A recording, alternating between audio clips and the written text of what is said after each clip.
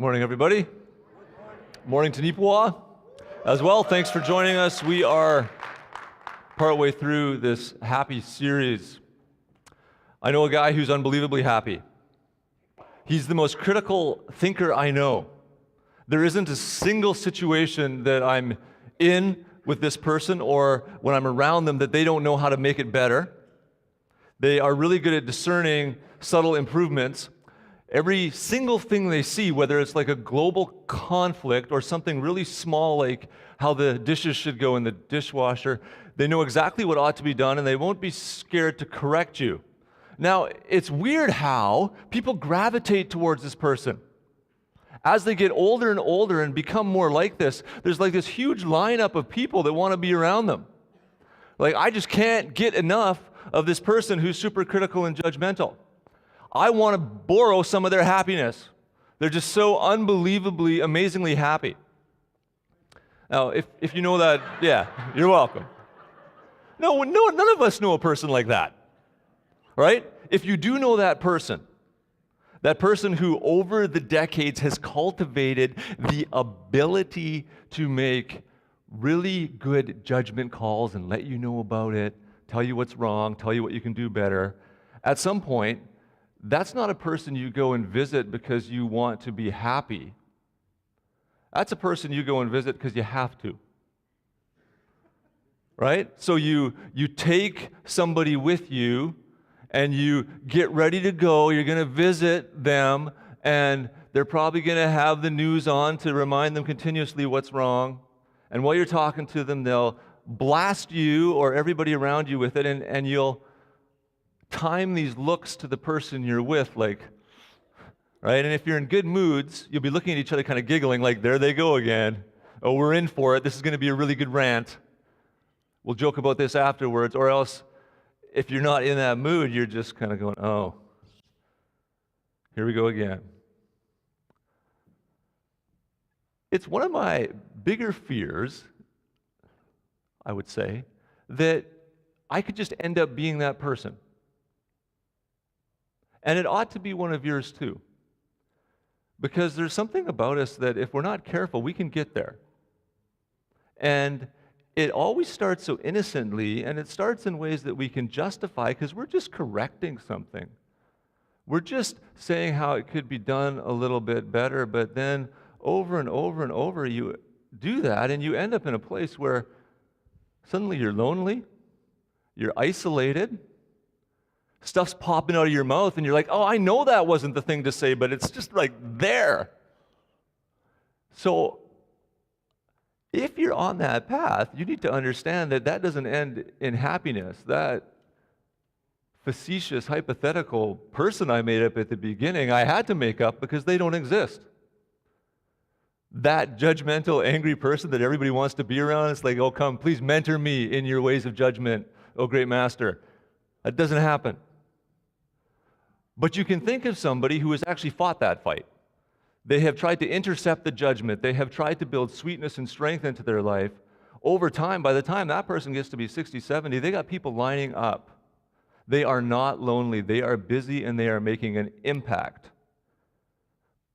But that person who's 60 or 70 years old didn't wake up suddenly going, you know what, I think I'm going to mentor people. I should ask around, see if somebody wants to be mentored by me. No. Over the decades, as they watched themselves with judgment, being harsh on people, being hypocritical, they eventually became that person that people are asking. One path leads to loneliness and misery, not just for you, but for people around you.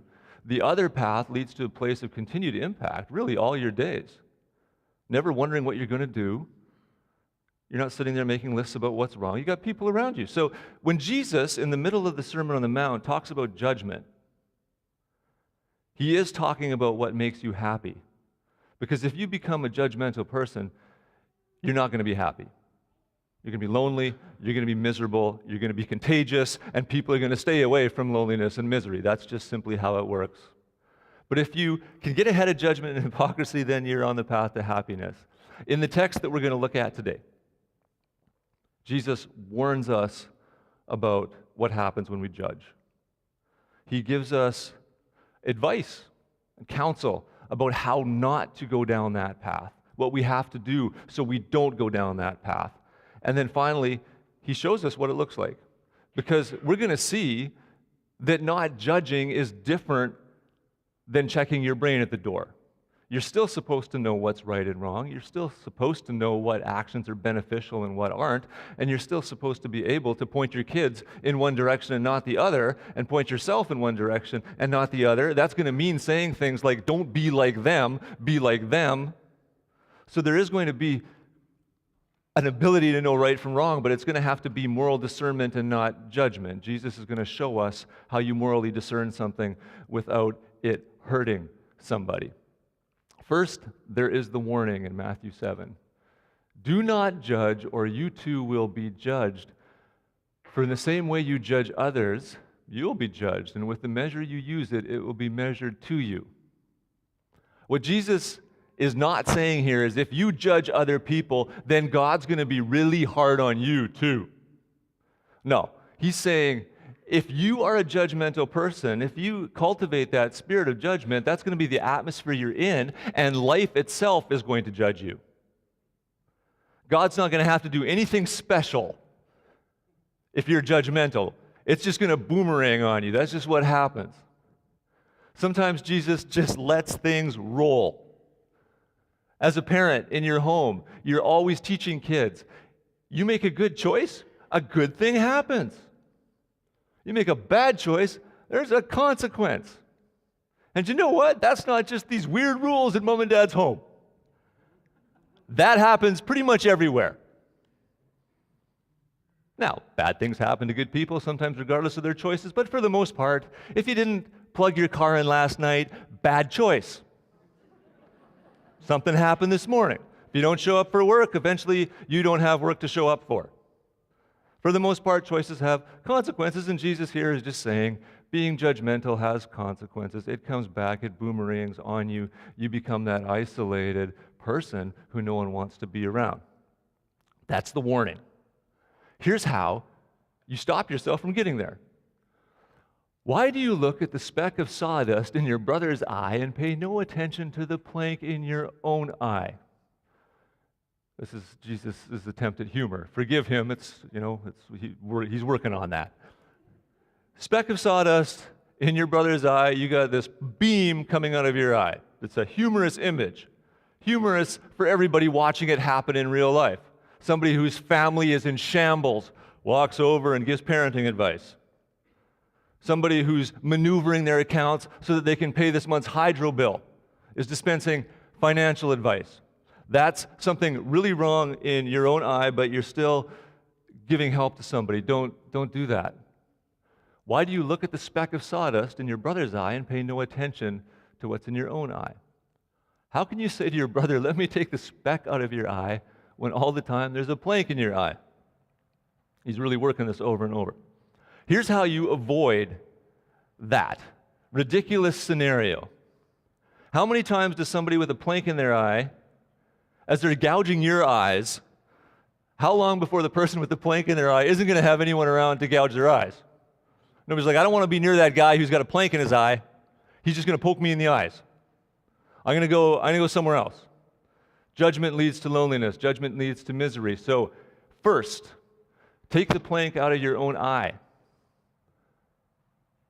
Then you can see clearly to remove the speck from your brother's eye. Notice that he doesn't say, never ever try to help each other or give each other advice. He doesn't say that. So sometimes when people are helping you, you can't just hide behind, oh, you're just judging me.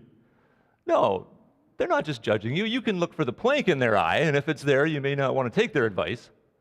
But not all help is judgment. Not all criticism is judgment. Sometimes it's just helpful discernment for how to do something better from somebody who knows how to do it better than you. But we can only take that from people who are self-aware enough to not have planks in their eyes, right? It's hard enough to take from somebody who's got their life together, let alone from somebody whose life is a mess. And because for Jesus, life is an integrated whole, you're not healthy in one area and unhealthy in another area when you're thinking about a biblical worldview. You are healthy across the board. It's holistic. So people who are messed up financially need to be hesitant about giving parenting advice. People who are good with diet shouldn't talk about spiritual life. We're not compartmentalized. You have to look at the entire person to decide who you're going to listen to.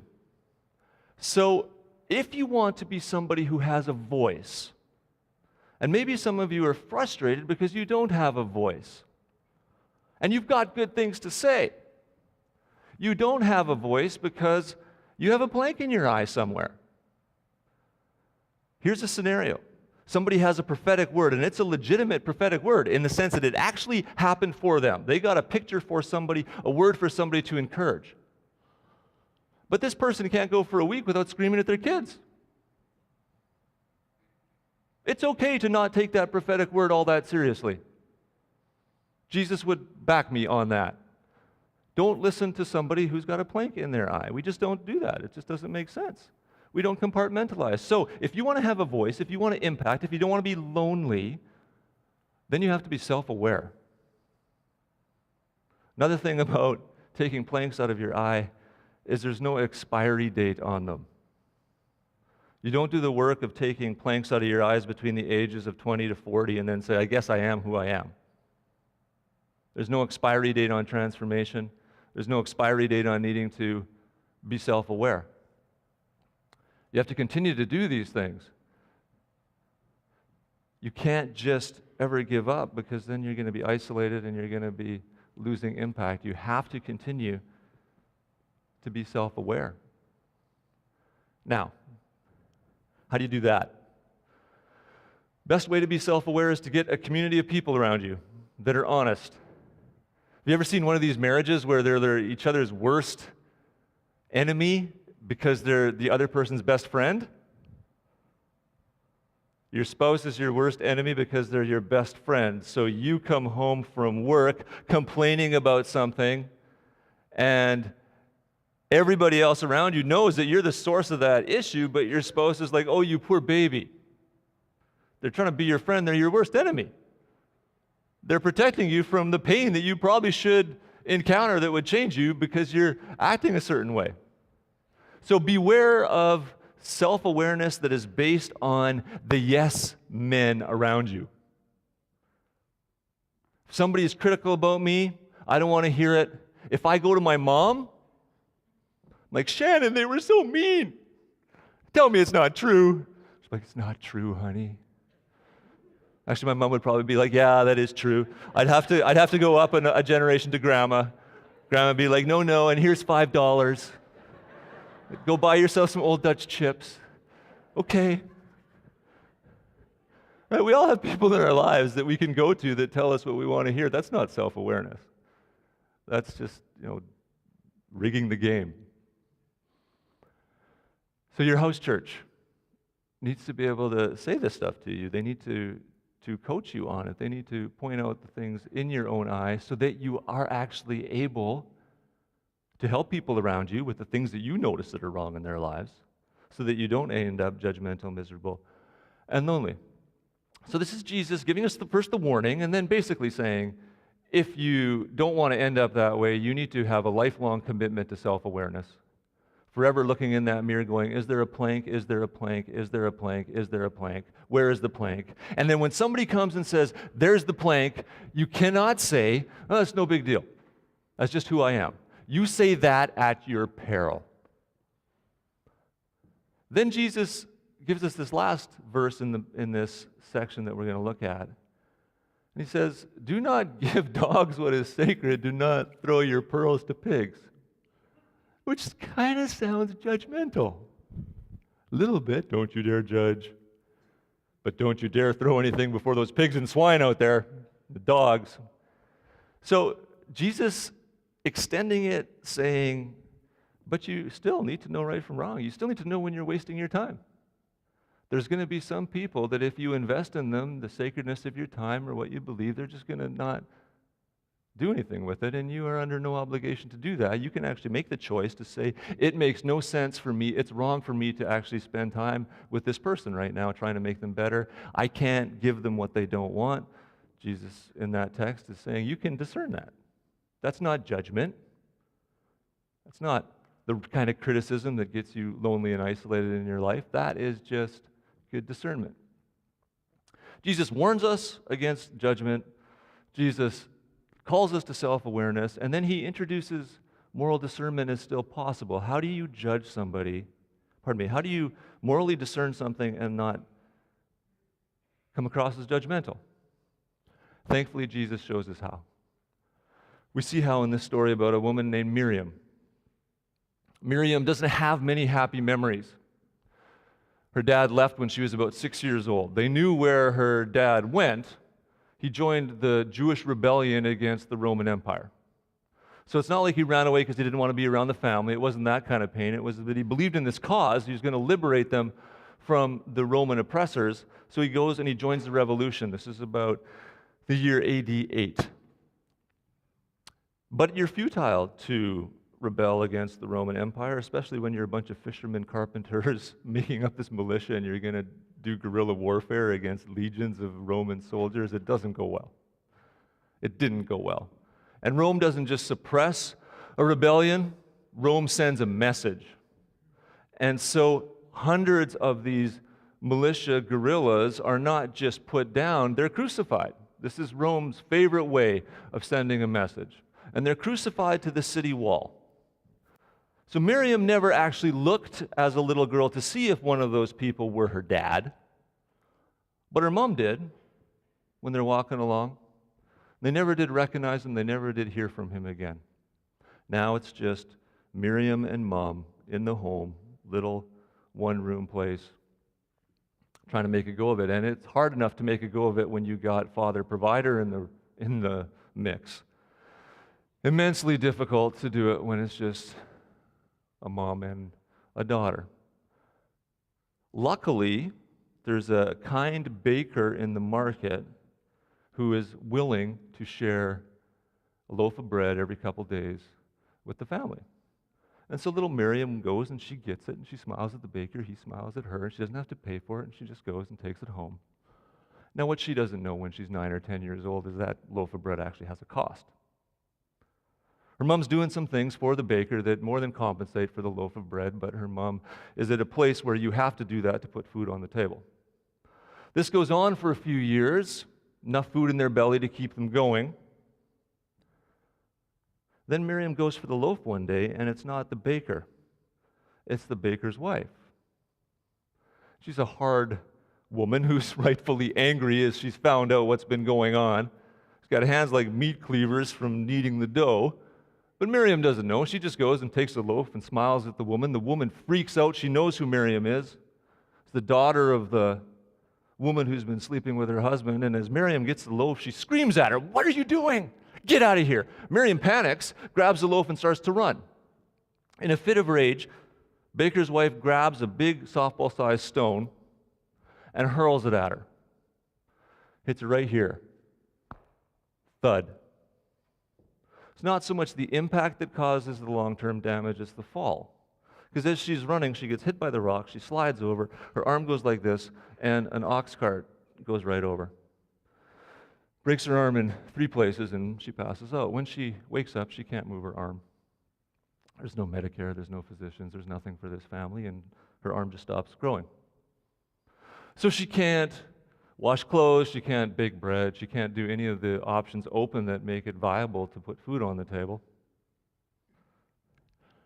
Arm stops growing, but the rest of her doesn't.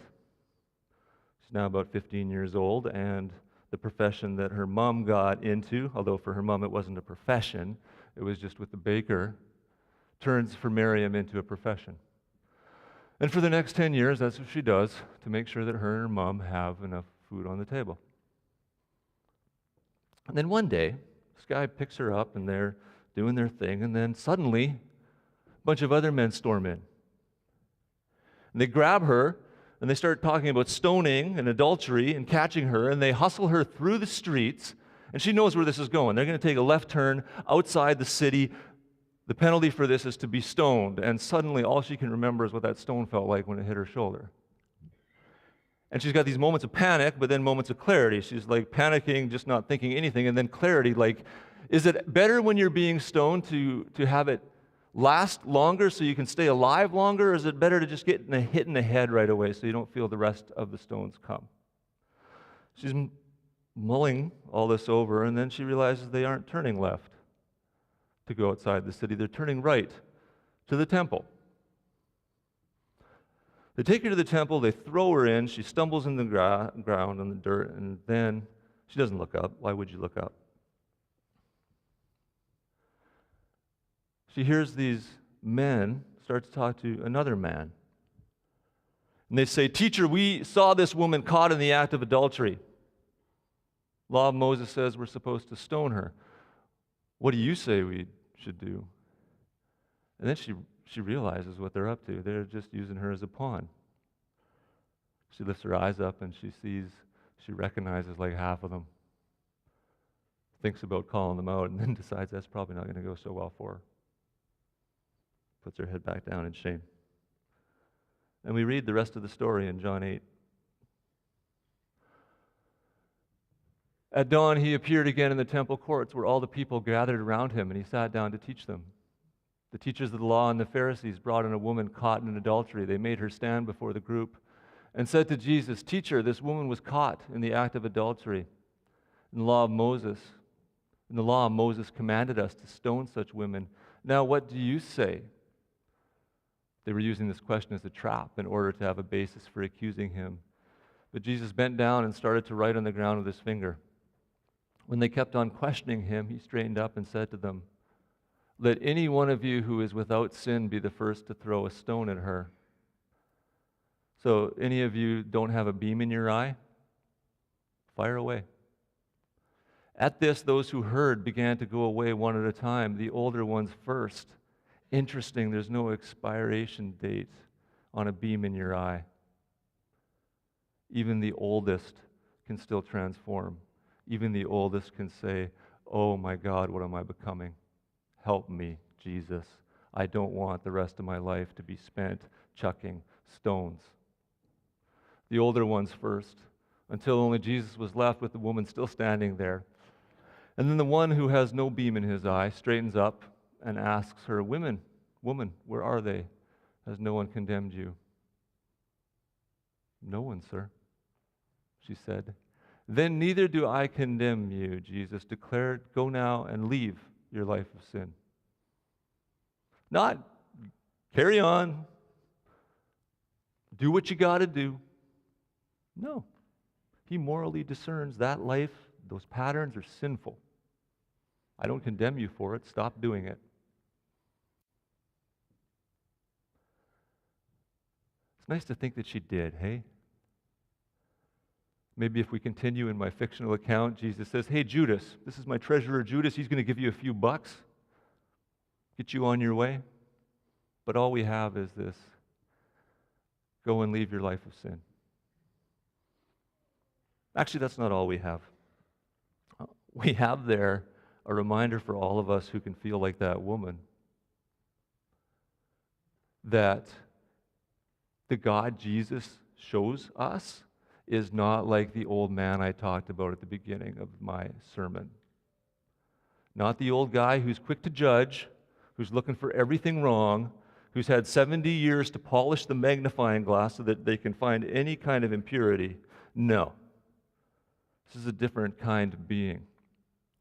This is someone who not only doesn't condemn somebody who's been morally messed up for a long time, but invites them to transform. He also invites those who have been sanctimonious and cruel and judgmental their whole lives, no matter how old they are, that they too can transform. He does not condemn them either. He just asks them to put their stones down. We spent the last 2 Sundays talking about the Lord's Prayer, really trying to say, pray! Everybody pray lots. And you know what? It won't work to beg somebody to pray unless you know who the Father is on the other end. And the face of the Father that's waiting for you is the one who says, "I don't condemn you either. Now come to me and leave your life of sin." Jesus warns us against judging. shows us how not to through self-awareness and community. And then he says, or he shows us what those two things look like as we become the people who offer everybody a second chance, whether their crimes are being immoral or their crimes are being sanctimonious and judgmental and know-it-all. We want to be like our Father in heaven who gives second chances to everybody, even you. I'm going to invite the band back up. I'll say goodbye to you in Nipawin here, and let's sing about this Jesus who saved us.